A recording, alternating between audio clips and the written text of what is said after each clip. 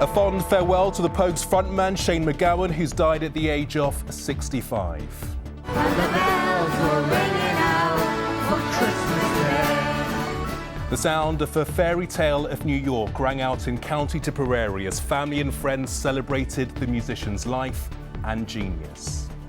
His mind was just capable of going to these places that normal minds don't go to, and you know, I give thanks for that. I feel that he's created and contributed something very special to our canon. The service in Ireland was held close to where the singer spent summers as a boy, also tonight. ITV News is inside one of southern Gaza's busiest hospitals as it faces a desperate and relentless stream of wounded patients. More pain for private renters as costs are set to rise at their fastest pace for 50 years. Prince Harry loses his latest battle against the publishers of the Mail on Sunday, and the incredible moment students save a mother and child trapped underneath a car.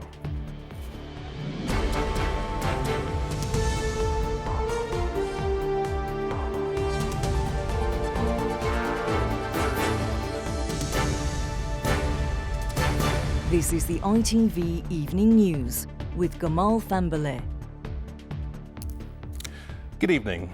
There were tears, singing and plenty of songs at the funeral of musician and former Pogues frontman Shane MacGowan today.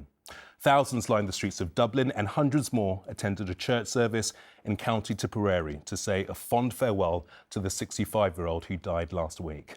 Among them was Hollywood star Johnny Depp, who was a friend and massive fan of MacGowan. Fittingly, one of the final songs of the service was The Parting Glass, played by ex-Pogue band members. Ian Woods on how Ireland said goodbye. It's testament to his elevated place in Irish cultural history that Shane MacGowan's final journey through Dublin had the look of a state funeral. A marching band, horse-drawn carriage, and applause from the public as his coffin, draped with an Irish tricolour, made its way through the city.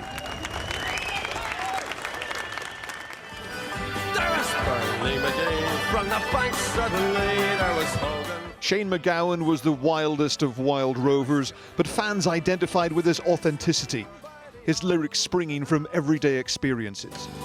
I kiss my girl by the factory wall. Dirty old town, dirty old town. He represented the spirit and like the soul of our people, and he carried on that tradition, and you know, there'll never be another one like him. The man's a legend, and I think his true genius will only be realised now. Unfortunately, you know, he's a lot more than fairy tale New York.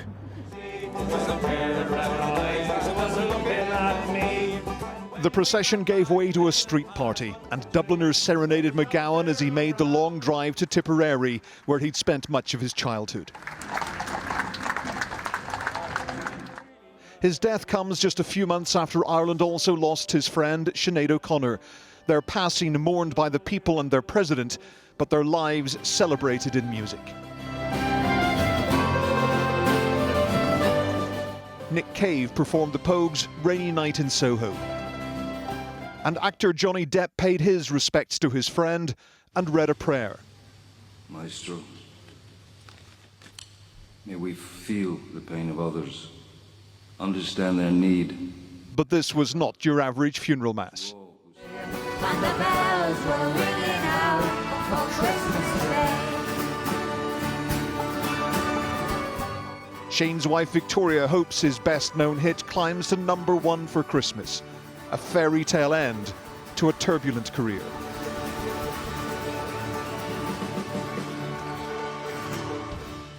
Ian Woods, ITV News. The head of the United Nations has tonight called on the world to act, demanding an immediate ceasefire in Gaza to prevent what he called the collective punishment of Palestinian people. Antonio Guterres said the situation inside Gaza is at breaking point and said the eyes of history are watching. The UN Security Council will vote on the truce later, but the United States has already indicated it will veto it. The US has, though, pressured Israel to do more to protect civilians. But many more Palestinians were injured today as Israeli airstrikes continued to fall on Gaza. And a warning that this report from our senior international correspondent, John Irvine, contains very upsetting images. In the biggest hospital in southern Gaza, the doctors don't need a bedside manner because the beds ran out long ago and they have to crouch over the constant stream of new arrivals who can't be laid out anywhere else but on the cold, hard floor. What a world to be born into. This is the brutal reality of A&E today as they struggled to save the wounded brought in after Israeli air raids resumed at dawn. This man said he was injured when an airstrike came in just as he was running to get his brother and cousin out of harm's way. Before the temporary truce that came to an end this day last week, this was the largest hospital in a supposedly safe area. 7 days on, this is at the heart of the danger zone. So far, an estimated 100,000 buildings have been damaged or destroyed, and as you can see from the clothes and bedding, inevitably in such a densely populated place, most of the buildings were residential. In early October, an Israeli government official predicted that Gaza would become a land of tents, and so it seems. The Shamali family from Gaza City have had to move 4 times.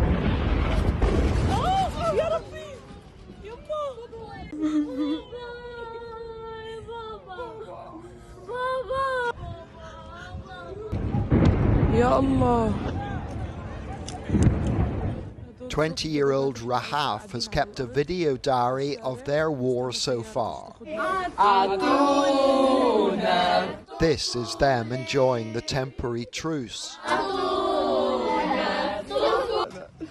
They have done their best to stay ahead of a war that at times has got close. She said that on one occasion in Khan Yunis, Israeli tanks were just 200 meters away, and that half an hour after her family fled, the tanks shelled the place in which they'd been staying. These are Palestinian men in Israeli custody in northern Gaza. We have no way to distinguish between militants and civilians. Filming from the closest Israeli town to Gaza today, we heard Hamas rockets fired in our general direction.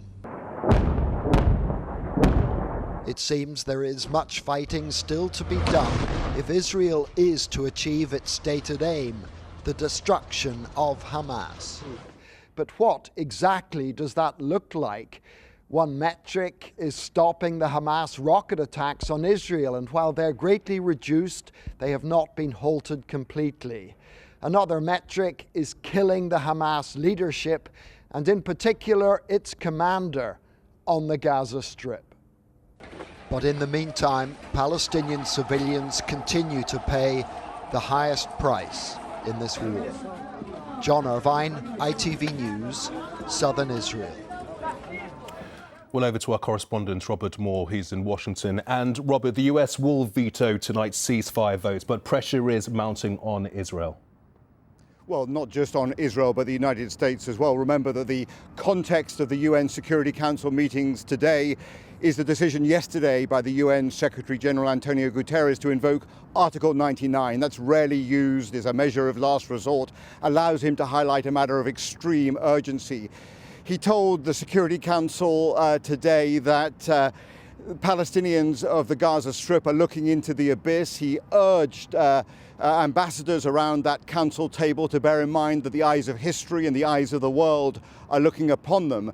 And he also spoke of the scale of the tragedy facing the UN's own staff.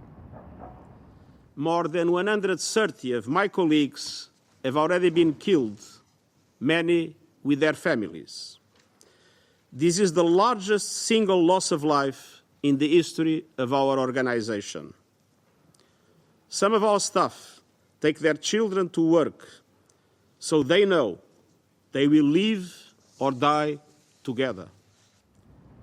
Yeah, well, we already know that the United States is going to veto this ceasefire resolution. They argue that an end to the war right now would leave Hamas in charge of Gaza, would leave the hostages detained, and in their words, would sow the seeds of the next war. But there is absolutely no doubt that the diplomatic price that the United States is paying is growing by the day. It leaves China, the Arab states, even Russia able to claim the moral high ground around that Security Council table.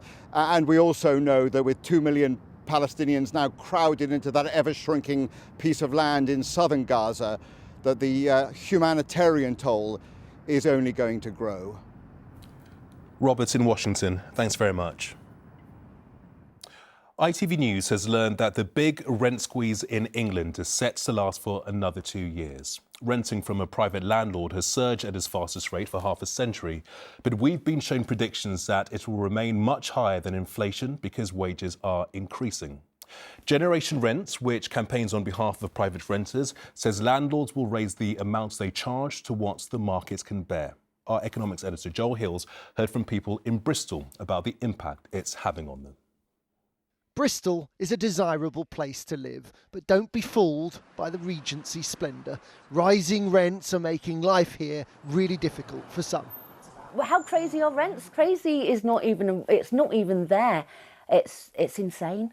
Josephine Matthews is disabled and unable to work. Her landlord hiked her rent by 40% back in March. Her housing benefit is no longer enough and still won't be, even when the government increases the local housing allowance next April. A grant from the council is the only thing keeping her from eviction, but that ends in 3 months' time. As it stands, she's out. It makes me feel incredibly anxious. It makes me feel a failure, because I can't do what everybody expects people to be able to do. You know, I feel like I've failed my family, that I can't keep us together, you know, and that's really painful. Bristol Council says the rise in rents is causing havoc. In the last 5 years, the number of households living in temporary accommodation in the city has trebled to 1,400. And the number on the waiting list for council housing has almost doubled to 21,000. Generation Rent forecasts that average rents in England are set to rise by another 8.5% by the end of 2025. This will cause hardship for hundreds of thousands of families, and in some cases it will cause evictions and homelessness as a result. And even for those who aren't in hardship, it will mean them having to carve out an awful lot of money from relatively meagre benefits in order to fund their rent. Landlords tend to raise the rent to whatever the market will bear, and Generation Rent argues that they're currently able to charge more because some people have seen their pay rise quite rapidly. The problem, of course, is that some people have not, and if this forecast is correct, then the big rent squeeze is set to continue for another 2 years. The council is building as many new homes for rent as it can, but demand far outstrips supply. Key workers in Bristol are being priced out of this city. Whether you are a nurse, whether you are a social worker, whether you are a teacher, we're seeing the impact on those professions in particular where they're either not coming to Bristol because they can't afford to rent here or having to move away from the area. Landlords say they are suffering too. Bristol Council tells us that landlords here are hiking rents and evicting tenants who cannot pay. Is that happening nationally? Some landlords are having to sell up because the rent the tenant is paying them doesn't cover the mortgage. The alternative to that is to end the tenancy and re-let the property at a higher rent. So some landlords are having to resort to doing that, yes. An urgent solution to Britain's housing problems needs to be found. The number of people sleeping rough in Bristol is up 1/3 on last year. Charities here will tell you that rising rents are in large part to blame. Joel Hills, ITV News. Prince Harry has lost his latest legal battle against the publisher of the Daily Mail. The Duke is suing Associated Newspapers for libel over an article about his UK security arrangements. His lawyers argue that the publisher had no defence, but a judge disagreed and said it should go to a full trial. This is separate from Prince Harry's legal challenge to the Home Office's decision to refuse him armed police protection, and also separate from his privacy case against Associated Newspapers. Nick Wallace is at the High Court. And Nick, what does this mean? Well, this is all about a Mail on Sunday article which was published in February last year, which claimed that Prince Harry had demanded armed police protection for his visits to the UK without initially offering to pay for it, and that when that story was about to be made public, his PR people put misleading statements into the media saying that Harry had always offered to pay for police protection right from the very start. Now, Harry's legal team argued that the article was defamatory and demonstrably false, and therefore asked the judge to rule in Harry's favour without a trial, something that's known as summary judgment. The Mail on Sunday argued that whatever the facts of the case, which have yet to be proved, it had a defence of honest opinion, which meant that it believed at the time of publication the article was accurate and true.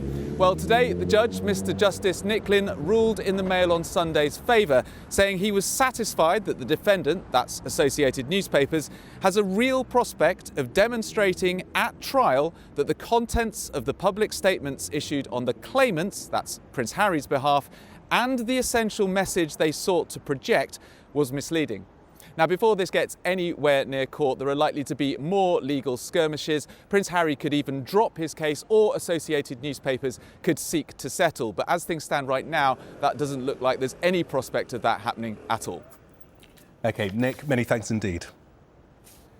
There's plenty more to come on the ITV Evening News, including the real price of the government's Rwanda plan as the cost of the asylum scheme doubles. Plus, the power of teamwork, the story behind the dramatic rescue of a woman and children trapped beneath a car. We'll have all the details on that and more after this short break.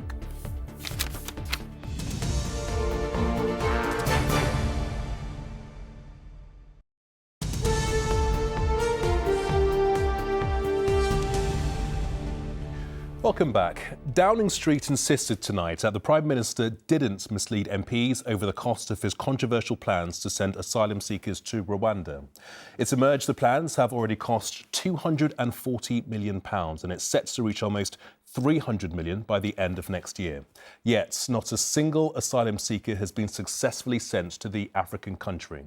Next week, Rishi Sunak faces a crunch vote in the Commons over the new Rwanda bill, which has already seen his immigration minister quit. Here's our political correspondent, Libby Wiener. First, we were told the Rwanda plan was costing £140 million of taxpayers' money. Now it's emerged that another £100 million has been handed over this year, and an extra £50 million will be paid next year, a total of £290 million before a single plane has taken off. An awkward revelation for the Prime Minister, who appears to have nailed his colours to the mast of this particular policy.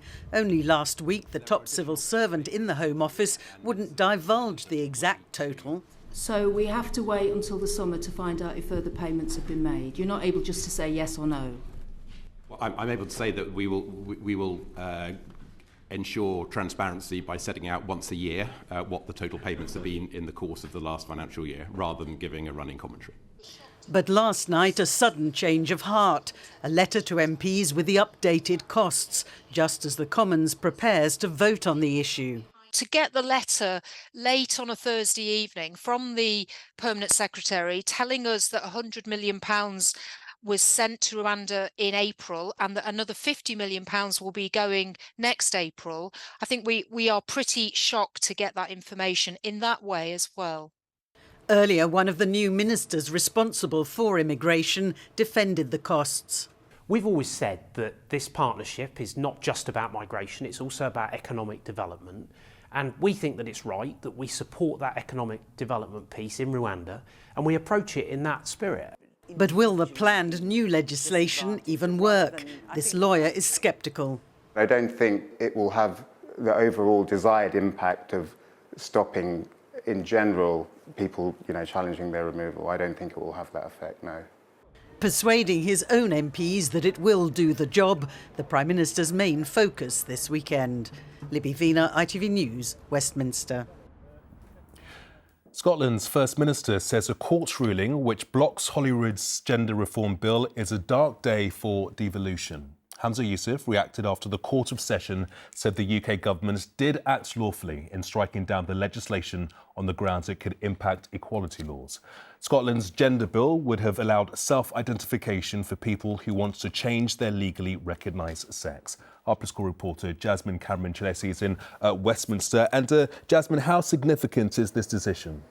So this is a pretty big blow for the Scottish Government. Now, just to remind our viewers, last December, the Scottish Parliament passed its gender recognition bill, which aimed to make it easier for individuals to change their legally recognised sex. Then the UK Government took the pretty unusual step of blocking this bill from becoming law. They issued what was known as a Section 35, which prevented it from gaining royal assent. Ministers argued that it clashed with UK-wide equalities law, but then the Scottish Government launched a legal challenge. And as you say, we've had the outcome of that today, which ruled that the UK government's actions were in fact lawful. Now, the Scottish Secretary Alistair Jackie's welcomed the news, and also there'll be a sigh of relief at the top of Rishi Sunak's government that this is one less battle for them to fight. But I would argue that this debate isn't necessarily over. The SNP have used a lot of political capital and energy on this issue, and as we saw from Hamza Youssef's pretty punchy social media statement, he's pretty frustrated. He's also using this issue to bang the drum yet again for Scottish independence. Now, Scottish ministers have about 3 weeks to decide if they are going to appeal, and if they do so, this issue will be dragged through the courts once more. OK, Jasmine in Westminster, thank you. Well, next tonight, the dramatic moment a group of students helped rescue a mother and her toddler. They were trapped underneath a car after the driver ran over them in a car park. Pupils from a nearby school rushed into action, and all are now making a full recovery. Layla Hayes has the story. Students rushing to a car to rescue a mother and child who are trapped underneath. This CCTV at Layton Christian Academy in Utah captured the dramatic rescue. Bridget Ponson, who works at the school, was hit by the car along with her 3-year-old daughter and 2-year-old son as they walked across the car park. While Bridget's daughter managed to free herself, both she and her son were stuck under the vehicle. I walked out, a bunch of people were there's a lot of commotion going on, and people were just telling me to help, so I just dropped my stuff and went over. An airman from a nearby base then helped pull them to safety. I see kids just start trying to pick up a car, and I was like, okay, well, I guess I'm joining in, let's pick up a car. And I was like, oh my gosh, there's like an actual child under this car. And so I was like, hey guys, switch it up, grab the kid. Let's get the car high enough so we can get the kid out. Somebody came, pulled the kid out, and then mom was able to get out 15 seconds later. The moment that I heard the kid crying, it's like, oh, thanks God, he's good now. They were taken to hospital but later discharged, and the students who saved them are being called heroes. Layla Hayes, ITV News. And there's always more of the day's news on our website, itv.com/news or ITVX. Now it's just coming up to 7 o'clock. Emmerdale's here in half an hour. But first tonight, we'll have the latest from the trial of the teenagers charged with murdering Brianna Ghey as the defence begins. Rising temperatures, 2024 is set to be a milestone in climate history. Overcharging operators, could you be owed more than £1,000 from your phone network?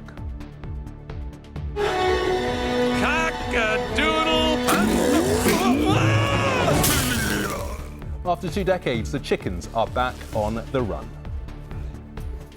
And it's beginning to look a lot like Christmas, but not necessarily feel a lot like Christmas. Instead of the snow, we've got wind, rain, and slightly milder temperatures. I'll have all the details a little later in the programme.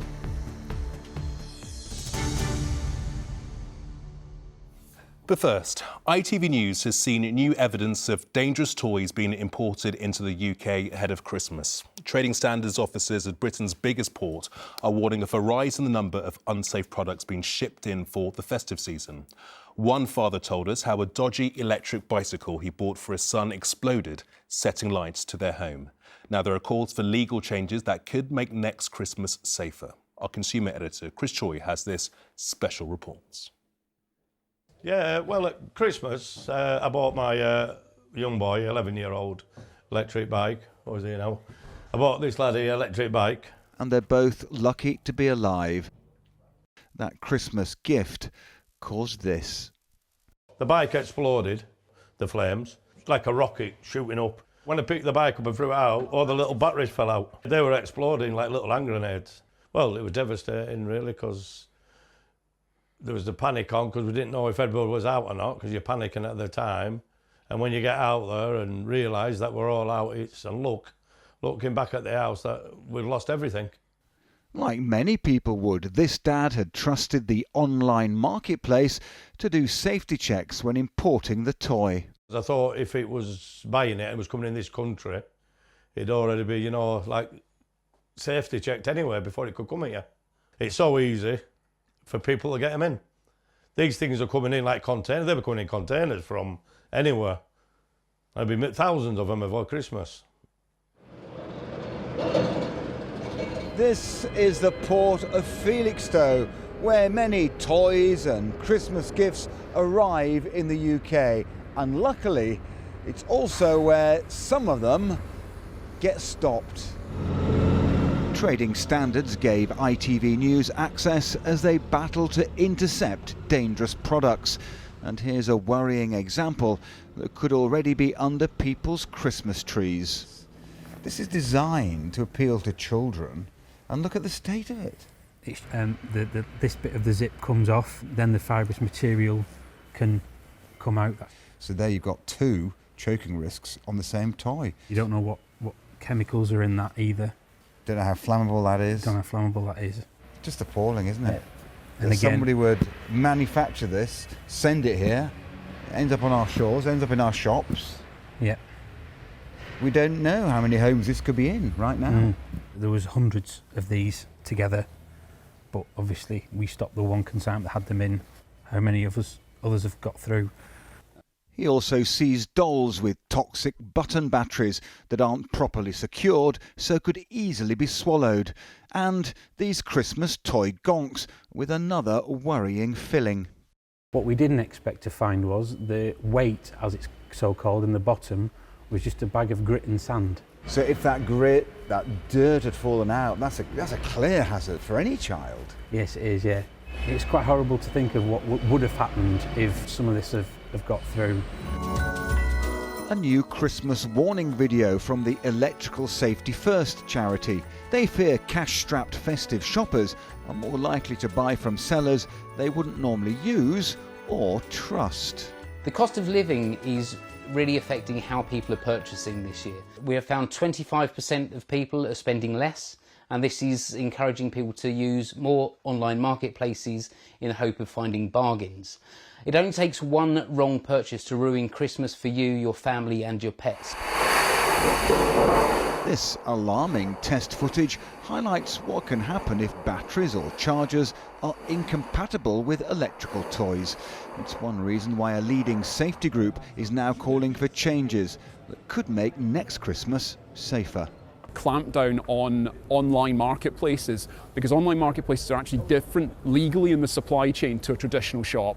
So there's less accountability. If I purchase something online and the product is dangerous or defective, that supplier doesn't have any responsibility for that. Instead, it would be the actual provider who gave the product to the supplier. As soon as we get this thing, get all furniture back in, can't we? This family are still rebuilding their lives and their home after the devastating impact of a dangerous Christmas toy. At Britain's ports, they say it shows the importance of buying from reputable outlets with a proven safety record, despite the need by many to save money. After all, we want the memories left by our gifts to be good ones. Chris, very worrying stuff. So how can consumers protect themselves from these dodgy toys? Well, the cost of living crisis means a lot of people are compromising on what they buy, where they buy, but you really can't compromise on safety. So time and time again, those experts are saying, buy from reputable outlets. Now, if you stray away from that, be prepared to do some really basic safety checks yourself. And at the port, they gave me some good tips. Look for simple things like misspellings on the packaging, on the instructions. That can be a clear sign that something's gone wrong. Again, with plugs, if they're foreign or they lack the usual safety symbols on the plugs, again, another warning sign. This year in particular, be careful of counterfeits. Government figures say 27% of shoppers will buy fakes. No real data on how many will do so unknowingly. Yeah, let's hope consumers heed the warnings. Chris, thank you. There's more information on this story on our website. Let's get an update on what's making the news this evening. The Pogues frontman Shane MacGowan has been described as a poet, lyricist, singer and trailblazer at his funeral ceremony in County Tipperary. Tonight, the United Nations Security Council is to vote on a resolution calling for an immediate humanitarian ceasefire in Gaza. The head of the UN, Antonio Guterres, said the situation in Gaza is at breaking points. And Downing Street has insisted the Prime Minister didn't mislead MPs over the cost of plans to send asylum seekers to Rwanda. The cost has more than doubled to £240 million. A teenage girl accused of murdering 16-year-old Brianna Ghey has told a court she had an interest in serial killers. The defendant and a teenage boy both deny stabbing Brianna to death in a park in Warrington in February. Our North of England reporter Kelly Foran is outside Manchester Crown Court. Kelly, what did the jury hear today? Well, today the jury heard from that 16-year-old girl for the first time, the girl accused of murdering Brianna Ghey. She's on trial here alongside a 16-year-old boy. We can't name either of them because of their ages. Brianna Ghey, a trans girl, was found fatally stabbed in a park in Warrington in the middle of a Saturday afternoon back in February. She'd been stabbed some 28 times. Girl X, as she's been referred to in this case, gave evidence today. She took to the witness stand and told the jury that she was friends with Brianna, that they went to school together and that they got on well. She was asked about her own interest in the dark web, and she told the court that she looked at a mix of different styles of violent stuff, she said, including murder and torture. She spoke about having an interest in serial killers and sharing those fantasies with her co-defendant, but she said that they were just that, fantasies. She said, I spoke about these things, but I never, she said, had any intent. Both defendants blame each other and both deny murder. Kelly in Manchester, many thanks indeed. Customers of the UK's 4 biggest mobile phone operators could be in line for hundreds of pounds in compensation. A claim against Vodafone, EE, 3 and O2 alleges they've been overcharging. Amy Lewis is here with the details. Amy, what is this all about and who could benefit? Well, it's been claimed that the 4 largest mobile phone operators in the UK have exploited millions of customers. Now, this is people who have had certain contracts with mobile phone companies since 2007. Now, it's been claimed that these are specific phone contracts that include a handset, calls and data. Now, it's been claimed in the initial contract they would have been paying for the handset and actually paid it off. But when that contract effectively came to an end, so it was a 2-year contract, they continued paying for the handset. So in other words, they're paying for something that they've actually already effectively paid off. Now, those behind this lawsuit claim that it affects more than 28 million contracts. They say it includes 4.8 million consumers, and those behind the lawsuit are seeking more than £3 billion in damages. Now, those behind the lawsuit, I've alleged those figures. We haven't actually had anybody independently confirm them. Everybody who had one of these certain contracts would automatically be included in this lawsuit unless they opt out of it. Now, I have contacted today all 4 of the mobile phone companies. EE have said that they strongly disagree with this speculative claim. O2 say no contact has been made with their legal team.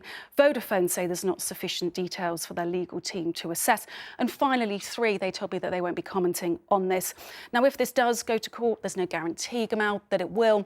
Then this, of course, could take years. And that's if, as I say, it even does go to court. Yeah, let's see how this plays out. OK, Amy, thank you. A football fan has been jailed for 6 months for racially abusing Rio Ferdinand. Jamie Arnold said racist remarks and made monkey gestures at the former England defender whilst he was commentating a game in 2021. Arnold has also been banned from watching live football matches for 7 years. Russian and Belarusian athletes will be allowed to compete in the Paris 2024 Olympics. They will participate as neutrals without flags, emblems or anthems of their country. Athletes from these countries have been banned since Russia's invasion of Ukraine in February 2022. Rory McIlroy has U-turned on whether golfers who play in the Live Tour should participate in the Ryder Cup. It follows Spaniard Jon Rahm's decision to join the Saudi-funded tour. Defending his new stance on social media, McIlroy simply said, "We need John." The Met Office is forecasting that next year's average global temperature may rise higher than 1.5 Celsius for the first time in modern history. It's partly due to the El Niño effect, where heat naturally rises in the tropical Eastern Pacific Ocean, which is set to continue into spring next year. Limiting global warming to 1.5 over a 20-year period is a key goal of the Paris Agreement. Here's Sangeeta Lal on what this could mean. This year is tipped to be the hottest on record, and the impact of rising global temperatures has been clear. In September, floods swept across Libya, killing thousands. In the same month, one of the deadliest wildfires in more than a century scorched Hawaii. Extreme events that the Met Office now warn could become more frequent. We are running out of time to globally cut our emissions in order to go and have a good chance of a safe pathway. 2016 is currently the warmest year on record, but this year is expected to overtake that. And the Met Office predicts 2024 will be even hotter, with the possibility that temperature could reach more than 1.5 degrees higher than pre-industrial levels. The figures this year, though, have been partly impacted by the El Niño phenomenon, where heat rises in the tropical Eastern Pacific Ocean, linked to flash flooding in Somalia, and linked to Storm Ciarán, which battered southern parts of the UK. Rising global temperatures mean rising sea levels and an increased risk of flooding. It poses a significant threat to counties like here in Somerset, which is low-lying and has a long coastline. It's one of the UK's most vulnerable areas to climate change, and experts warn it's now inevitable that sea levels will continue to rise. L'accord de Paris pour le climat est accepté. No secret to world leaders whose key goal at the Paris Agreement was to limit warming to 1.5 degrees Celsius. Although that's predicted to happen this year, it doesn't mean the target is missed. 8 years on from COP15 in Paris, world leaders gathered last week at COP28 in Dubai, with hopes for a deal to limit temperature rise. At the end of a year of climate disasters, it couldn't be more urgent. Sangeeta Lal, ITV News, Somerset. A teenage boy has been arrested on suspicion of murder after a woman was shot dead in East London. Leanne Gordon, who was 42, was killed in the attack in Hackney on Tuesday evening. A 20-year-old man and 16-year-old boy also suffered gunshot wounds, but have since been discharged from hospital. Aisha Zahid is at the scene of the attack tonight. And Aisha, just give us a sense of the background to this. Well, it was on Tuesday evening. Police responded to reports of a shooting here in Vine Close behind me in the Lower Clapton area. 3 people were shot, including Leanne Gordon, a 42-year-old woman from Hackney. There were attempts made to try and save her life, but she was pronounced dead at the scene, and 2 other people who were injured were taken to hospital with gunshot wounds. They have since been discharged. And the latest development really is this arrest made by the Metropolitan Police, a 16-year-old boy arrested on suspicion of murder in the early hours of this morning. He's being held in custody and questioned about the incident. And in the meantime, there is a heightened police presence here in Hackney more widely, as well as here at the scene, as police patrols have been increased while they go on with their investigation. One thing they'll want to get to the bottom of is whether or not this attack was linked to shots that were fired in the same area only days before. And police are also appealing for members of the public to come forward with any information they may have. OK, Aisha, thank you. The royal author, whose controversial book named the King and the Princess of Wales in a race row appears to have admitted publishers were sent their names. In a newspaper column, Omid Scobie says Dutch publishers were sent an early draft of the book, which hadn't been cleared legally. Lizzie Robinson is outside Buckingham Palace for us this evening. And Lizzie, have we been told how the names appeared, but what happens now? Yes, it's been 10 days since the Dutch version of the book named these members of the royal family that allegedly raised concerns about Archie's skin colour before he was born. And since the publication, it really has been business as usual for the royal family, and that on display this evening with the Princess of Wales hosting her annual carol concert at Westminster Abbey, supported by a large number of the family. But questions have continued to swirl about how and why these names appeared in one version of the book when they were not in others. And Omid Scobie has always maintained they were not in the version of the book that he submitted.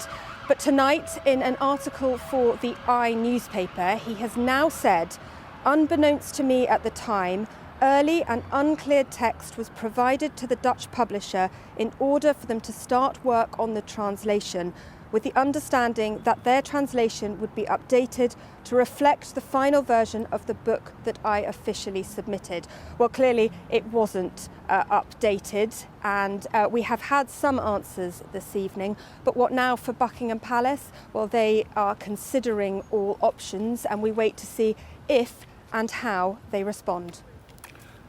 Lizzie, thank you. There's still more to come before Emmerdale tonight, including our feathered friends return to film 2 decades on. Chicken Run is back for a sequel. And I'm at a Christmas tree festival in Suffolk, where it's very lucky that the Christmas trees are all indoors, given the wet and windy weather that's coming our way this weekend. I'll have all the details in just a couple of minutes. Plus, are you holding the lucky ticket? Tonight's Euro Millions jackpot is the biggest ever. Well, find out just how much that prize is after the break.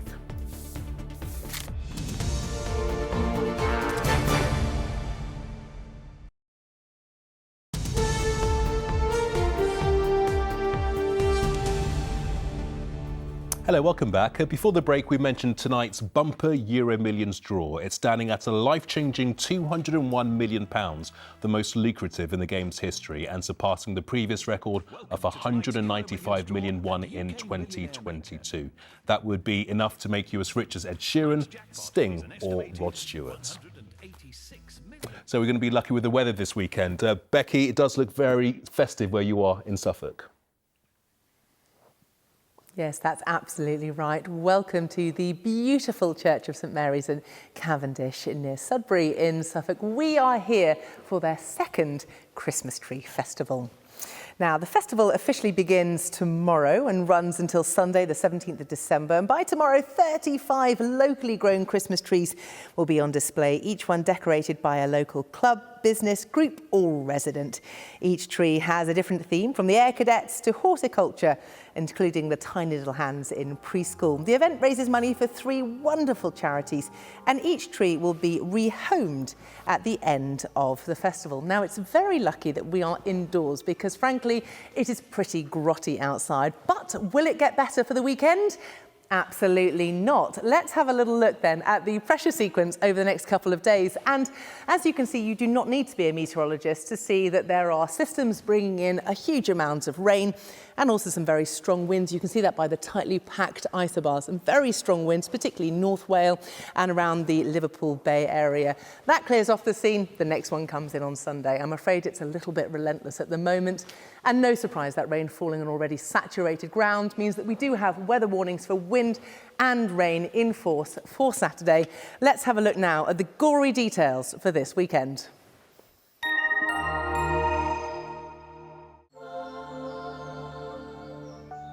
You may want to soak up this lovely winter sun whilst it lasts. Heinz Big Soup sponsors ITV National Weather. So who wants the details then? Well, let's have a look. Pretty easy to remember for this weekend. It's going to be very wet and windy on Saturday. And then on Sunday, it's going to be slightly less wet and windy. So that's quite an easy one. Let's have a look at what's going on. As we look ahead to this evening and overnight, you can see those systems that we identified on that pressure sequence before sweeping in from the west, and that's bringing some fairly substantial rain and also some strong winds as well. As I say, particularly across North Wales and northwest England, you're going to be particularly affected, I think. It isn't going to be a particularly cold night because actually the temperature's rising a little bit as that blanket of wind and rain starts to move in. But as we look ahead to Saturday morning, it is going to be a thoroughly miserable start to the weekend. It almost feels like a Monday. It's not, it's a Saturday. Stay in bed and let that weather pass by because it will shoot through as we work throughout the day. I think probably improving quite nicely across the western areas into the afternoon. But even so, it's going to remain a fairly windy sort of day. Less cold than recently, but pretty miserable. Jumping ahead to Sunday morning, after a brief respite on Saturday night, once again we are going to be seeing wind and rain moving in from the west throughout the day. A reasonable start across the central and eastern parts, but that system continues to move eastwards, so I'm afraid there's little escape from the wet and the windy weather. Heinz Big Soup sponsors ITV National Weather. Now, very luckily, we do actually have, can you believe it, a weather forecasting tree here at the Christmas Tree Festival. And if I look at the seaweed and everything else, I can tell you that definitely the weather is improving from the middle of next week. Have a lovely weekend. You're speaking my language, Becky. Thank you. And finally tonight, more than 20 years on from the barnstorming original, Chicken Run is back with new characters but with the same hit formula. Dawn of the Nugget once again uses a stop-motion animation by the Aardman studio based in Bristol. And this time the chickens aren't breaking out, they're breaking in. Our entertainment reporter, Rishi Dabda, met the director and one of the voices behind the new movie. Fire. Rocky!